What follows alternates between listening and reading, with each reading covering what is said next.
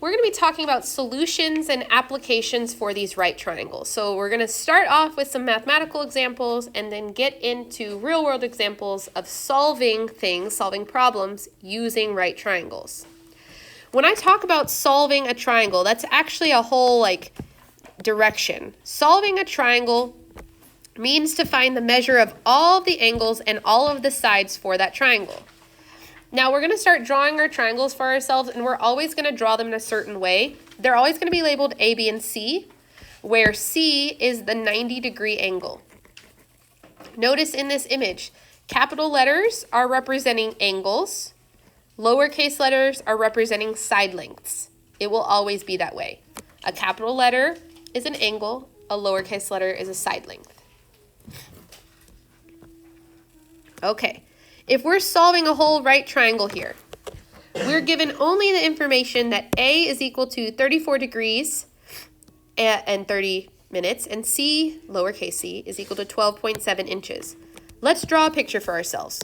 I know that it's a right triangle, so here's going to be my right triangle. Doesn't have to be perfect. Pow, there's my right triangle.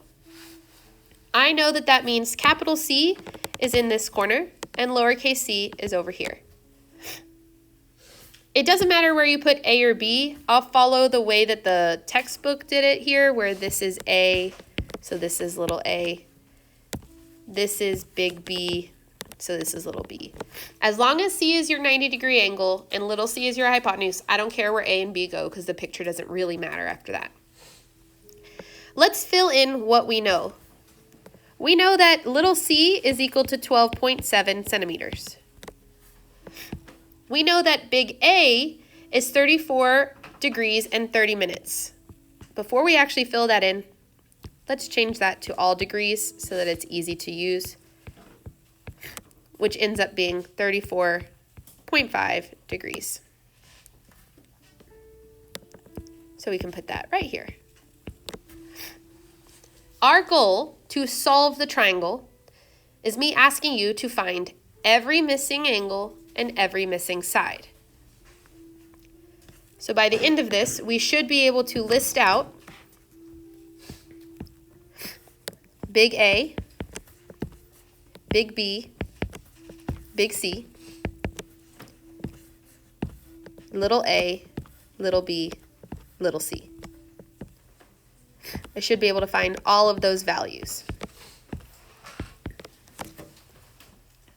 Okay, we were given a bunch of pieces of information to start, so we can fill those in, because this is how you would answer this, like these would be your answer. We can fill some in. Little c is 12.7 centimeters.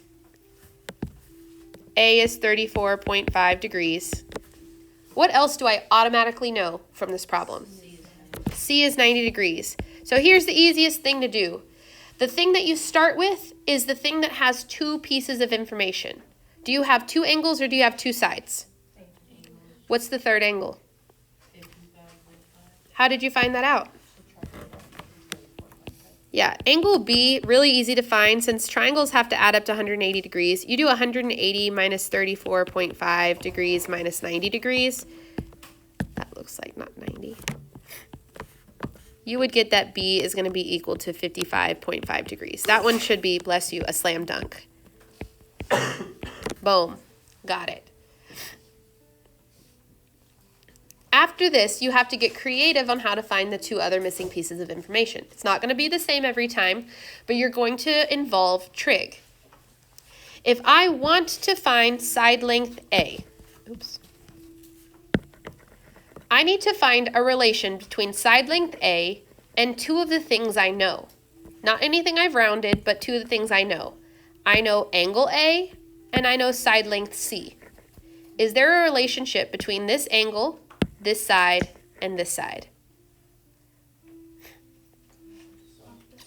Sine. If I want to know the opposite of this angle and I know the hypotenuse, opposite and hypotenuse would be sine.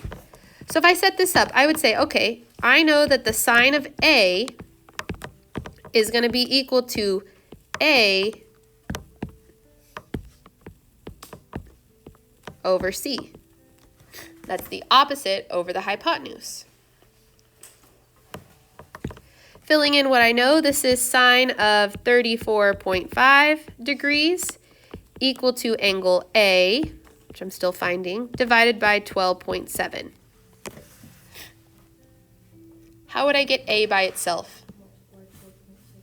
Multiply 12.7 to both sides. So that means that I'm going to type in my calculator 12.7 times the sine of 34.5, making sure I'm in degree mode. And whatever my calculator spits out to me is the value of A. We're going to round that to 4 decimals. We should get that A is approximately equal to 7.1934, which is centimeters. 7.1934 centimeters. Yes? Is it not inches? It sure is inches. Wow, y'all let me put centimeters up here for so long before you corrected me. The example I did in AP Pre-Cal today was in centimeters, so my brain got stuck there. Inches, inches, inches. Thank you. Now, last but not least, we need to find side length B.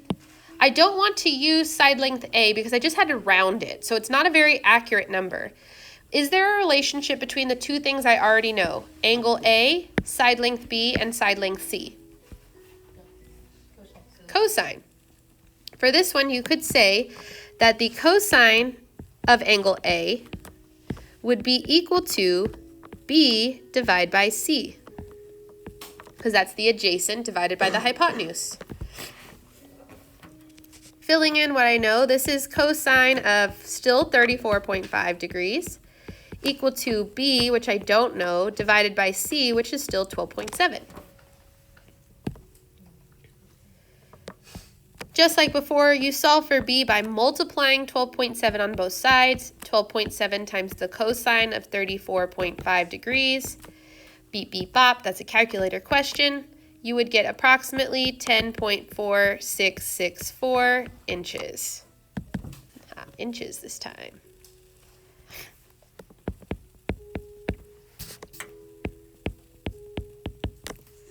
And boom, I've now listed every angle and every side for this triangle.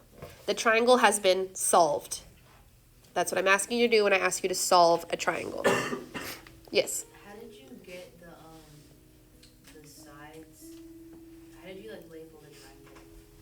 As long as C is your right angle, it doesn't matter where you put A and B. Like, I could have drawn the triangle the opposite direction and all of these calculations would be the same way. It would still be opposite and adjacent to that angle. So as long as C is correct, it doesn't matter. But how do you put A and then correspond it with? Oh, I understand your question. They're always across from each other. So big A, straight across the triangle, opposite of it is little a. Across, opposite of C is little c. Opposite of big B is little b. Yeah. Wait, why does C always have to be right? That'll just be how the book uses C. So if it gives you a C, it's always talking about the right angle.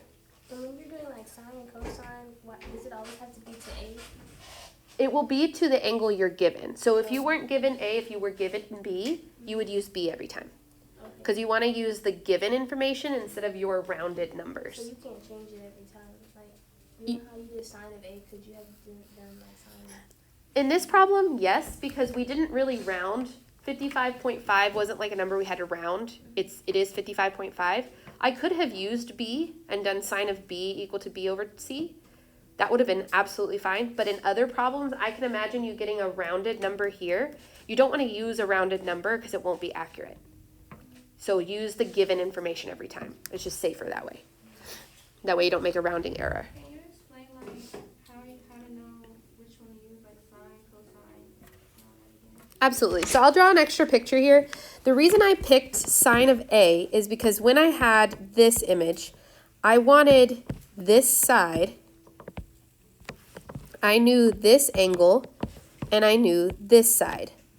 The thing that relates the opposite side of the angle and the hypotenuse is sine. Opposite over hypotenuse. So I had to choose sine because those are the only things I knew. I wanted this blue one, but I only knew these two things. So you're only using sides? Say again? So you're only using sides for like the sine and the cosine stuff? Yes, because you'd only need one angle to do sine and cosine, just the reference angle. In this one, I chose cosine because, again, I had this image. I knew theta. I knew the hypotenuse, but I wanted to know this side length. The relationship between these three things is cosine because it's adjacent over hypotenuse. So it depends on what you need. Sometimes you'll use tangent. Sometimes you use cosine. Sometimes you use sine. Depends on what you know and what you need. That was a good question.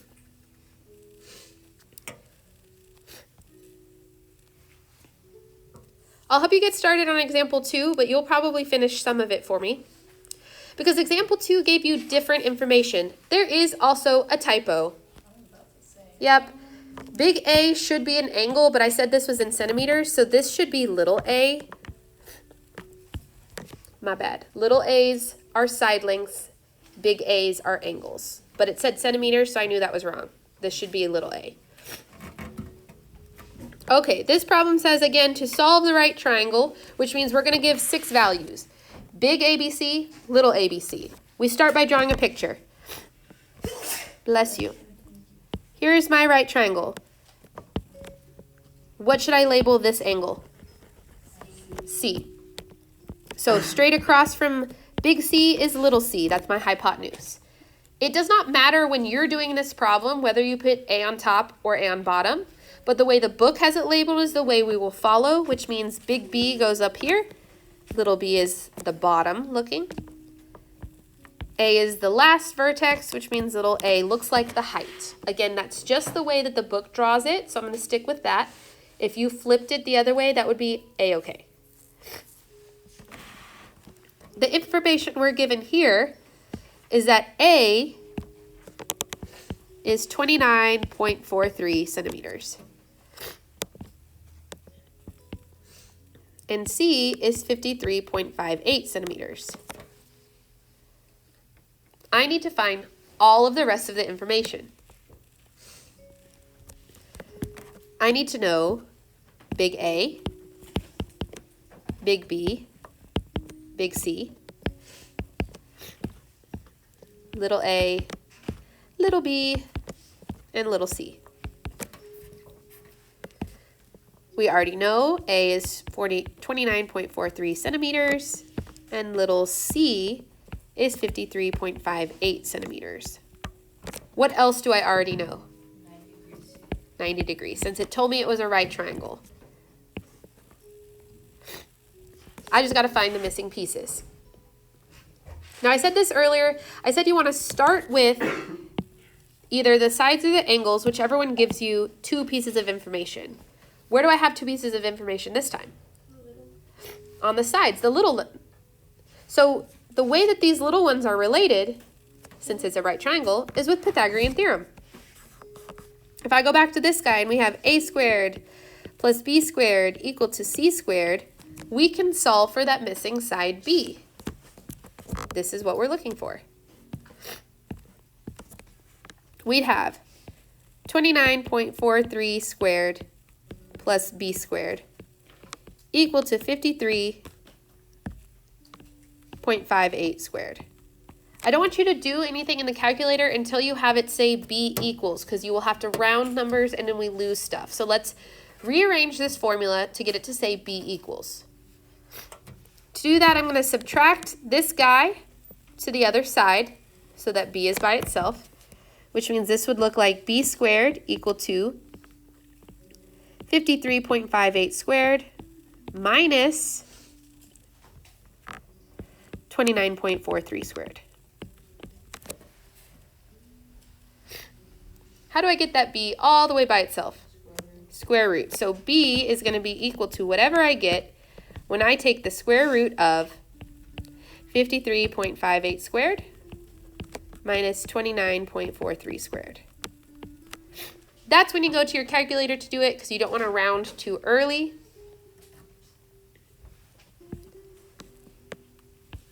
Again, I trust us to be able to use a calculator. We should get 44.7738 centimeters. So we can fill that guy in. Now this is an example of me having to find a value that is now rounded.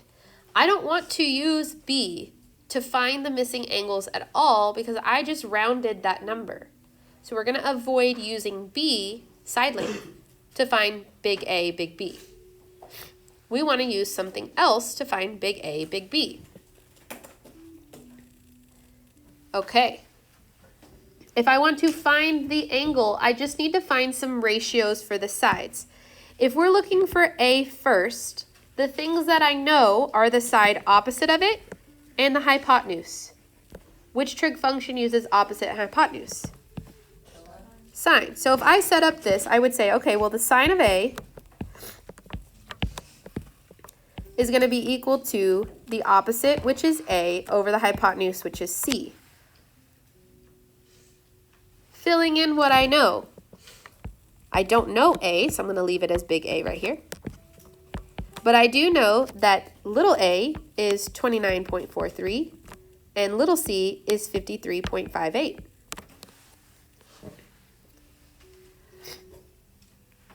How do I get that a out of sine? The inverse. So I'm going to find a by doing the inverse sine, and I'm going to be lazy for a second, of this. Is that okay with everybody? Yes. Okay. Now that's a calculator question. We would do inverse sine of 29.43 divided by 59.58. Beep, beep, bop. We'd get that the A value is equal to 33.3171 degrees.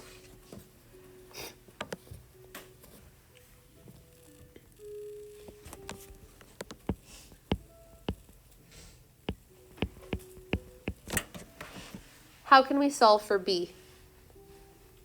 Add 90 and Yeah, once we have two angles, make it easy on yourself. We could set up a whole other trig equation for it, which I did on my notes actually because I forgot about this. I worked harder, not smarter. But if you work smarter, not harder, you'll remember that big B would just be equal to 180 minus angle A, which was 33.3171, minus angle C, which is 90. I thought you said you don't want to use random numbers. I stand by that. This one actually is okay because we're just adding and subtracting numbers. You don't mess up any, but if you're afraid, let me rephrase. If the homework is counting it wrong because it says you're not accurate enough, you will need to use the trig. Sometimes the numbers are pretty enough where you don't have to go back and use the trig. Would y'all rather me show you using the trig? No, we're okay with this? Okay, fair. That means that B is equal to 56.6829 degrees. But yes, if your homework is telling you it's not accurate enough, or if you're looking at an answer choice and there's not one there that you like, you would need to go back and use the trig for it. But once we fill that in, ready to go. 56.6829. Boom, you've solved your triangle. Yeah. Can I just do 90 minus the 33? You could. Yeah. Because you already know they're complementary, so yes. So that is solving triangles. A lot of work, but we're just finding all of the missing pieces for each of the triangles. Individual pieces not bad, it's just that you usually have to do 3 different problems within one. The other type of problem we're going to have in this section is about angles of elevations or depression. So similar to the grade resistance, you saw that a positive angle was going up and a negative angle was going down. That's your angle of elevation going up and angle of depression going down. So for these applied trig problems, you're always going to want to make sure you draw a sketch and label it with the given information. I'm reading right here, by the way. Label the quantity to be found with a variable that makes sense to you. So if you're looking for height, label it H. If you're looking for width, label it W. If you're looking for, I don't know, angle, label it theta. Give it things that make sense because these are going to be real life problems. You're going to use the sketch to write some sort of relationship or equation, probably using trig, that relates the given quantities that you know, just like we did with the triangles. and then solve and make sure it makes sense. So for example, at point A, which is 123 feet from the base of a flagpole, the angle of elevation to the top of the flagpole is 26 degrees, 41 minutes. Find the height of that flagpole. First, we draw a picture. Here's my flagpole. Ta-da. It says that the point A is 123 feet from the base of the flagpole. So this is 123 feet. Here's point A. It says the angle of elevation to the top of the flagpole, so from A to the top of the flagpole, is 26 degrees, 40 minutes. Find the height of the flagpole. So I'm looking to find height. I could put an X there, but since we're doing something in real life, let's make it H for height. Okay, first things first, don't love that I'm using degrees and minutes, so let's take that theta and let's change it just to degrees.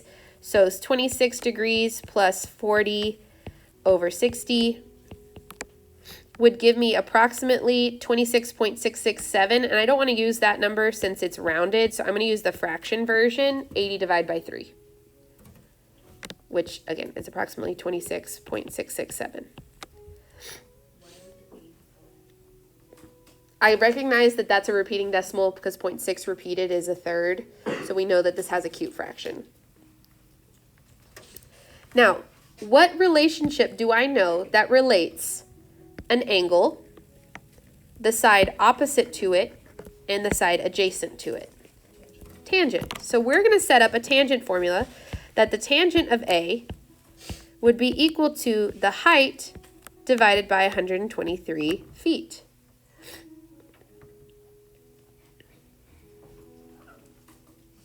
Okay, we fill in what we know. We know that A is 80 divided by 3 degrees, or that 26 degrees, 40 minutes, equal to H divided by 123.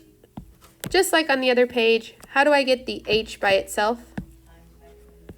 Times by 123. So we would say that H would be equal to 123 times the tangent of 80 over 3 degrees.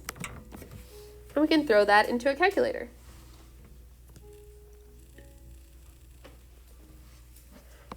This would be approximately 61.7729 feet. That is the height of the flagpole, which is a pretty tall flagpole. It's like 6 stories tall. It's probably one of those ones outside of like a car dealership. You know, those big ones. Okay, so the picture super duper helps.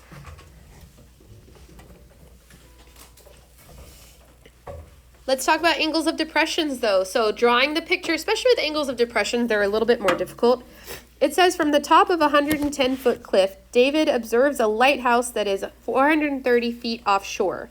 Find the angle of depression from the top of the cliff to the base of the lighthouse. Okay, here's my cliff. Here's the dude standing on top of it. Okay. He looks out, and there is a lighthouse. Lighthouses are not great for me to draw. That's my lighthouse. That is 430 feet offshore.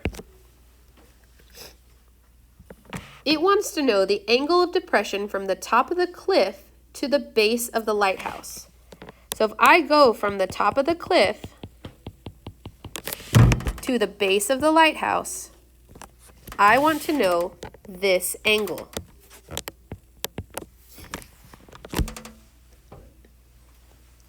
It's an angle of depression, so it should be going down. So from the top of the cliff down to the lighthouse.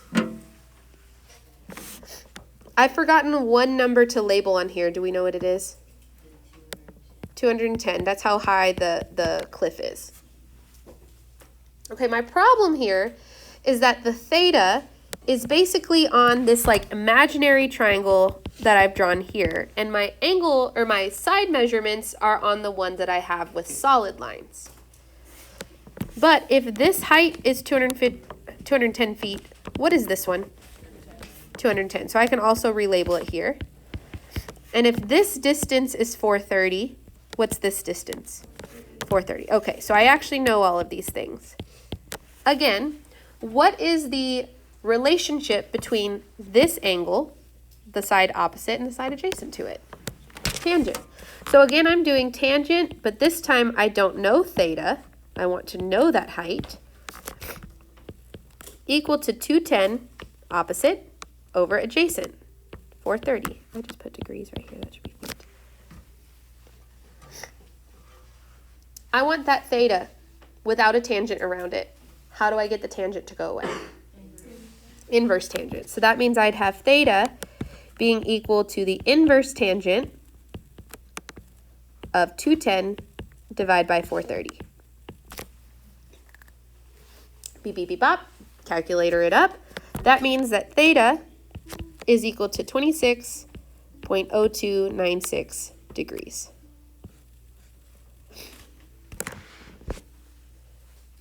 So we can solve some really cool questions involving trig, especially if we draw nice little images for ourselves.